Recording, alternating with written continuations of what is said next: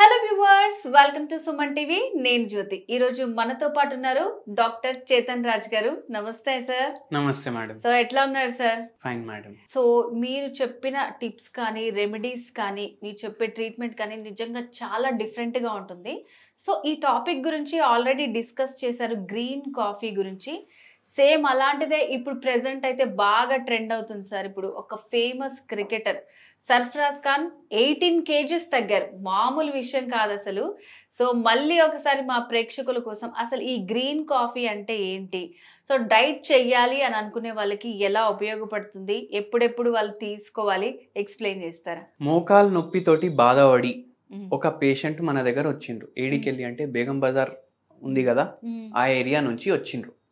వచ్చి సార్ నాకు ఫుల్ మోకాలు నొప్పులు ఉన్నాయి, 5-6 ఏండ్ల నుంచి బాగా సఫర్ అవుతున్నా, బరువు కూడా 90-100 మధ్యలో ఉంది, తగ్గాలి సార్ ఎట్లయినా. అయితే అమ్మ బరువు కూడా తగ్గాలి, మోకాలు నొప్పులు కూడా తగ్గాలి. అవును కదా, బరువు తగ్గితే మోకాలు నొప్పులు ఆటోమేటిక్ తగ్గుతాయి. ఇప్పుడు బరువు మొత్తం ఏడబడుతుంది, భారం మొత్తం మోసేది మన మోకాలు, దాని మీదనే బరువు పడుతుంది కదా. ఈ బరువు ఎక్కువ ఉండు వల్ల మోకాలు కూడా ఖరాబ్ అవుతున్నాయి. ఇప్పుడు గ్రేడ్ 3 గ్రేడ్ 4 ఆస్టియోఆర్థరైటిస్ అంటారు, కొన్ని రోజులైతే ఆపరేషన్ అంటారు. ఈ పేషెంట్కి కూడా చెప్పిండ్రు ఎప్పుడు వరకు నడుస్తాయి కాళ్ళు నడిపియండి బండి, దాని తర్వాత రండి టోటల్ నీ రీప్లేస్మెంట్ చేసేస్తాం. అయితే మనం అడిగినామమ్మా ఏం డైట్ చేస్తారు, ఏం తింటారు? ఫుల్ డైట్ చేస్తాం సార్. మార్నింగ్ లేవ్వంగానే గోరువెచ్చ నీళ్ళు 1/2 లీటర్ తీసుకుంటాం. మధ్యాహ్నం ఏమో తిన్న తర్వాత గ్రీన్ టీ తీసుకుంటాం. డిన్నర్ తర్వాత ఏమో మెంతులు నానబెట్టేసి తాగుతాం. ఇది ఫుల్ డైట్ నడుస్తుంది మా ఇంట్లో. ఏమేమి తింటారు చెప్పండి, మార్నింగ్ నుంచి నైట్ వరకు ఏమేమి తింటారు చెప్పండి. ఏముంటుంది సార్? మార్నింగ్ ఏమో ఇడ్లీ, దోశ, వడ, మైసూర్ బజ్జీ. ఎన్ని ఇడ్లీలు తింటారమ్మా అంటే, ఇడ్లీలు జర ఎక్కువ తింటా, మైసూర్ బజ్జీ అవన్నీ జర తక్కువ తింటా.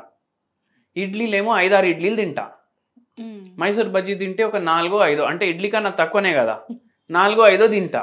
వడలు నాకు ఇష్టం, కడుపు నిండా తింటా.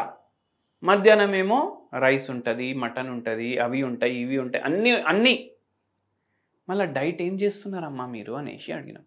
ఎందుకు చేస్తలేం సార్, గ్రీన్ టీ తాగుతున్నాం, గోరువెచ్చ నీళ్ళు తాగుతున్నాం, మళ్ళీ దాని తర్వాత మెంతులు నానబెట్టేసి తాగుతున్నాం, ఇంత చేస్తున్నాం, అయినా వెయిట్ తగ్గుతలేదు, అయినా మోకాలు నొప్పులు తగ్గుతలేదు. అయితే ఏంటంటే మనం ఫస్ట్, ఇప్పుడు మీరు ఒకటి అన్నారు ఏమనేసి, ఆ క్రికెటర్ ఏమో గ్రీన్ కాఫీ తాగేసి వెయిట్ లాస్ చేసుకున్నారు. గ్రీన్ కాఫీ తోటి వెయిట్ లాస్ అవుతుందా? అంత వెయిట్ లాస్ నిజమేనా ఆయన చెప్పేది? ఆయన తగ్గిండు, ఆయన వీడియోలు ఫోటోలు అన్నీ పెట్టిండు. దాని అర్థం ఏంది అంటే అవుతుంది వెయిట్ లాస్ దాంతో.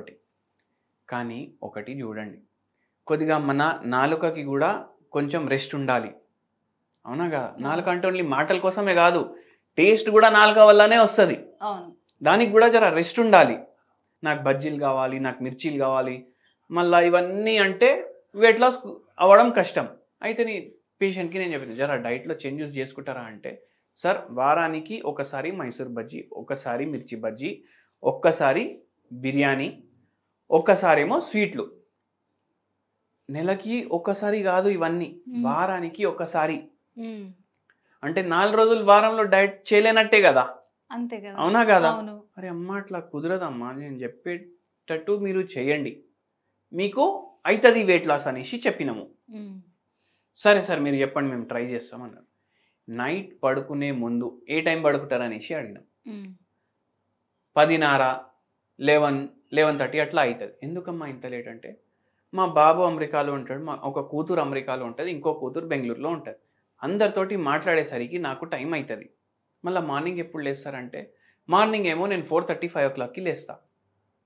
మళ్ళీ నిద్ర ఎక్కడ సరిపోతుంది? నిద్ర కూడా సరిపోవట్లేదు కదా. ఫోన్ ఎంతసేపు చూస్తారంటే, మా అంటే 2 గంటలు సార్ అనేసి అన్నారు. వాళ్ళతోటి వాళ్ళ హస్బెండ్ కూడా వచ్చిండు, సార్ 2 గంటలు ఫోన్ మాట్లాడు చూసుడు ఇంకో 3-4 గంటలు ఉంటుంది అనేసి అన్నారు. ఫిజికల్ యాక్టివిటీ ఏమైనా ఉందా అనేసి అడిగాను. మోకాలు నొప్పులు ఉన్నాయి, ఎట్లా చేయాలి ఫిజికల్ యాక్టివిటీ అని మళ్ళీ క్రాస్ క్వశ్చన్ కూడా, అది నిజం కూడా. అయితే మనం చెప్పినాం, నైట్ డిన్నర్ 7-7:30కి చేసేయండి, ఒక్క జొన్న రొట్టె తినండి, దేంతోటి తినాలి అంటే మీకు నచ్చిన కర్రీతోటి తినాలి. సరే సార్ బెండకాయ ఫ్రై తోటి తింటా, లేదంటే మంచూరియా తెప్పించుకుంటా, ఒక్కటే తింటున్నా కదా రొట్టె, అయితే అట్లా కూడా నడవదు. ఫస్ట్ థింగ్ బయట ఫుడ్ బంద్ చేయాలి. మీరు ఏది తిన్నా అది ఫ్రైలు చేసి తినొద్దు. బెండకాయ ఫ్రై, దొండకాయ ఫ్రై ఇవి చేసుకుంటారు కదా ఎక్కువ.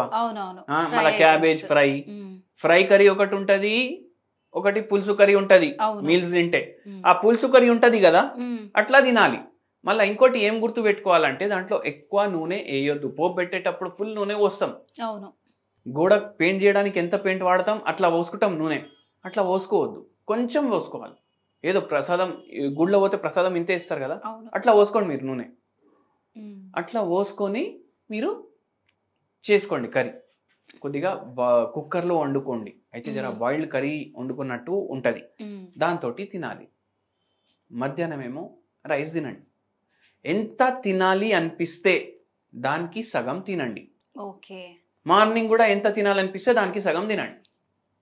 6 ఇడ్లీలు అంటే ఎక్కువనే కదా. ఇప్పుడు ఇంట్లో చేసుకుంటే బయట మనం హోటల్లో పోయి ఒక ప్లేట్ ఇడ్లీ ఆర్డర్ చేసుకుంటే 2 ఇడ్లీలు ఇస్తాడు. అట్లా ఆలోచించండి. ఇంట్లో ఇడ్లీలు చిన్నగా ఉంటాయి అంటే 4 తింటారు కదా జనరల్లీ. మీరు 2.5 కన్నా ఎక్కువ తినకండి అని చెప్పినాము. దాంతోపాటు హోమియోపతి మందులు ఇచ్చినాము. ఏమైనా టెన్షన్స్ ఉన్నాయా అనేసి అడిగినాం. నాకు 3 పిల్లలు, 2 బయట ఉంటారు, ఒకరు వేరే సిటీలో ఉంటారు.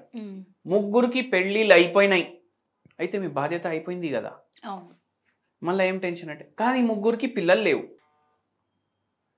అది నాకు టెన్షన్. అయితే మనం ఒకటి చెప్తాం హోమియోపతిలో, మీరు స్ట్రెస్ పడితే రోగాలు వస్తాయి, ఉన్న రోగాలు పెరుగుతాయి. స్ట్రెస్లో అంటే స్ట్రెస్ ఈటింగ్ చేస్తాడు కదా మనిషి. ఇప్పుడు స్ట్రెస్లో ఉన్నాడు, పిల్లలు లేరు. ఎవరికి? వాళ్ళ పిల్లలకి పిల్లలు లేరు అనేసి టెన్షన్. దాంతో ఏమవుతుంది, ఎక్కువ ఫ్యాట్ ఫుడ్స్ డిజైర్ ఉంటుంది, ఎక్కువ బిర్యానీలు అవి ఇవి తినాలనిపిస్తుంది, స్వీట్లు ఎక్కువ తినాలనిపిస్తుంది. ఎందుకంటే డోపమిన్ రిలీజ్ అవుతుంది బ్రెయిన్లో, హ్యాపీ హార్మోన్ అంటారు దాన్ని. అయితే అందుకే చాలా మంది మీరు చూడండి, బాగా పనిచేసి అలసిపోయినాక నైట్ ఏమో ఫుల్ తినాలనిపిస్తుంది వాళ్ళకు. ఎందుకంటే ఫుల్ డే పని చేసినాం కదా, అలసిపోయినాం కదా అనేసి అనిపిస్తుంది. ఈ పేషెంట్ కేసులో కూడా అట్లనే అవుతుండే. అయితే జర్రా కంట్రోల్ చేసుకోండి అమ్మా. మీరు ఆలోచిస్తే వాళ్ళకి పిల్లలైతే పుట్టారు కదా, అవునా కదా? అంతే కదా.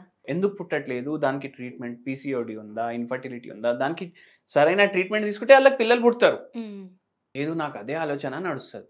అయితే వాళ్ళ ఆయన అంటున్నారు ఏమనేసి, సార్ ఈమెకి ఎప్పుడు ఏదో టెన్షన్, పిల్లలు పెళ్ళి కాకపోయే ముందు అరే పెళ్ళిళ్ళు అయితే లేవు అనేసి టెన్షన్, వాళ్ళు కాలేజ్లో ఉన్నప్పుడు 90% వస్తలేదని టెన్షన్, కాలేజ్ పాస్ అయినాక ఇప్పుడు జాబ్ ఎక్కడ వస్తుందని టెన్షన్. మనిషికి ఒక్కొక్కసారి టెన్షన్లు ఉండవు, కానీ టెన్షన్లు మనిషి సృష్టించుకుంటాడు. అయితే పేషెంట్కి మందులు ఇచ్చినాము. 2 నెలల్లో 50% మోకాలు నొప్పులు కూడా తగ్గినాయి, 4 కిలోలు బరువు కూడా తగ్గింది. ఇప్పుడు మీరు అంటారు ఓన్లీ 4 కిలోలేనా అని అంటారు. 60 రోజుల్లో 4 కిలోలు తగ్గింది without any side effect. So అంటే హెల్దీగా తగ్గింది. 1.5 year మన మందు వాడినరు, ఒక 16 కిలోలు తగ్గిండ్రు, మోకాలు నొప్పులు పూర్తిగా తగ్గిపోయినాయి. దాని తర్వాత నేను చెప్పిన ఇదే కంటిన్యూ చేసుకోండి, ఇట్లా కూడా ఓకేనే ఉన్నారు మీకు, ఇప్పుడు మోకాలు నొప్పులు కూడా బెటర్ అయిపోయినాయి, ఇంకా వెయిట్ కూడా తగ్గిపోయింది, ఇట్లా మెయింటైన్ చేసుకోండి డైట్ అనేసి చెప్పినాము. ఈ పేషెంట్కి ఒకటి హోమ్ రెమెడీ కూడా చెప్పినాము. ఇంకోటి కూడా నేను చెప్తా. ఇప్పుడు ఈ పేషెంట్ 3 హోమ్ రెమెడీలు చేసుకొని తాగుతున్నారు కదా, ఇది విని మనకు ఏమర్థం అవుతుంది అంటే ఓన్లీ ఇట్లా హోమ్ రెమెడీలు, కొత్తిమీరలు, పుదీనాలు, మెంతులు, కరివేపాకులు తాగి ఎవ్వరికి వెయిట్ తగ్గదు, ఏం రోగం తగ్గదు. దాంతో పాటు లైఫ్ స్టైల్ చేంజ్ కూడా ఉండాలి. ఇప్పుడు ఈ పేషెంట్కి మనం గ్రీన్ కాఫీ చెప్పినాము, ఎంతో మందికి చెప్తాము. ఇప్పుడు అది ట్రెండ్లో వచ్చింది, ఒక క్రికెటర్ చెప్పినందుకు, సర్ఫరాజ్ ఖాన్ చెప్పినందుకు మనం ఎన్నో వీడియోల్లో మనం గ్రీన్ కాఫీ అనేసి చెప్పినాము. అయితే గ్రీన్ కాఫీ అని చెప్పంగానే అందరికి ఏం డౌట్ వస్తుంది అంటే ఏదో బ్రాండ్ కాఫీ గురించి మాట్లాడుతుండు అని అనిపిస్తుంది. కానీ గ్రీన్ కాఫీ, ఇప్పుడు గ్రీన్ టీ ఎట్లా ఒక రకమైన టీ, అట్లా గ్రీన్ కాఫీ కూడా ఒక రకం కాఫీ. అది ఇది మీరు ఏం చేయాలంటే గోరువెచ్చ నీళ్ళలో వేసుకోవాలి, కలుపుకోవాలి, కాఫీ బదులు చాయ్ బదులు ఇది తాగాలి. దీంట్లో పాలు యాడ్ చేయొద్దు. మళ్ళా సర్ఫరాజ్ ఖాన్ కి ఎంత తగ్గింది కదా, వాడికి ఎట్లా తగ్గింది? మీరేమో ఇవన్నీ చేస్తే ఓన్లీ ఇవి చేస్తే తగ్గరు అని అంటారు. మీరు మొత్తం ఆర్టికల్ చదవండి. ఆయన రైస్ వదిలేసిండు, ఆయన చపాతీలు వదిలేసిండు, బ్రెడ్ వదిలేసిండు, బేకరీ ఐటమ్లు వదిలేసిండు, ఎక్సర్సైజ్ చేస్తుండు రోజు 2.5 గంటలు 3 గంటలు, మళ్ళీ క్రికెట్ ప్రాక్టీస్ కూడా చేస్తాడు కదా. అయితే 5-6 గంటలు ఎక్సర్సైజ్ ఫిట్నెస్ చేస్తుండు కదా, అందుకే తగ్గిండు. ఇప్పుడు మనం 5-6 గంటలు ఫిట్నెస్ చేయలేం కదా, ఆధా గంట చేయండి, ఆధా గంట బ్రిస్క్ వాక్ చేయండి. పేషెంట్కి మనం చెప్పినాం మోకాలు నొప్పులు తగ్గిన తర్వాతనే మీరు వాకింగ్ స్టార్ట్ చేయండి అనేసి. ఇప్పుడు మోకాలు నొప్పులు ఉన్నాయి కదా, ఎట్లా చేయాలి వాకింగ్ అంటే మనం మందు ఇస్తాం, మోకాలు నొప్పులు తగ్గుతాయి, బరువు కూడా తగ్గుతుంది సైమల్టేనియస్గా, మెటబాలిజం కొంచెం ఫాస్ట్ అవ్వాలి. దాని తర్వాత మీరు వాకింగ్ తోటి ఇంకా ర్యాపిడ్గా అవుతుంది వెయిట్ లాస్. అయితే మళ్ళీ ఇంకోటి, అన్ని ఆలోచనలు పెట్టుకొని నిద్ర ఒక 4 గంటల నిద్ర 5 గంటల నిద్ర అంటే పని నడవదు. 8 గంటలు మనిషి నిద్ర పోవాలి. 8 గంటలు నిద్ర ఎందుకు పోవాలి? రోజుకి 24 గంటలు ఉంటాయి, అందరికి జాబులు 9 గంటలు ఉంటాయి, దాంట్లో 1 గంట బ్రేక్ ఉంటుంది. అంటే మీరు ఎన్ని గంటలు పని చేస్తున్నారు? జాబ్ 8 గంటలు పని చేస్తారు. 8 గంటలు పని, 8 గంటలు నిద్ర, 8 గంటలు మీకోసం, మీకు ఇష్టమైనది ఏమన్నా చేసుకోండి, 24 గంటలు అయితే ఆ టోటల్. అట్లా ప్లాన్ చేసుకోవాలి రోజు.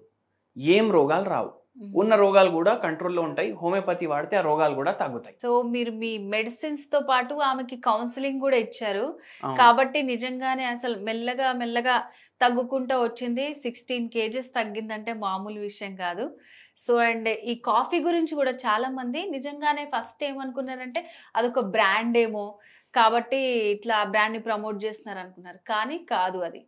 సో ఇట్లా కాఫీ దాంట్లో కూడా మనం మిల్క్ షుగర్ ఇవన్నీ ఏం యాడ్ చేయకుండా తీసుకోవాలి అండ్ డైట్ చేయాలి. దాంతో పాటు వర్కౌట్స్ కూడా చేస్తే మనకి కొంచెం స్ట్రాంగ్ గా అనుకొని స్ట్రెస్ లేకుండా ఉంటే ఏదైనా పాసిబుల్ అవుతుంది.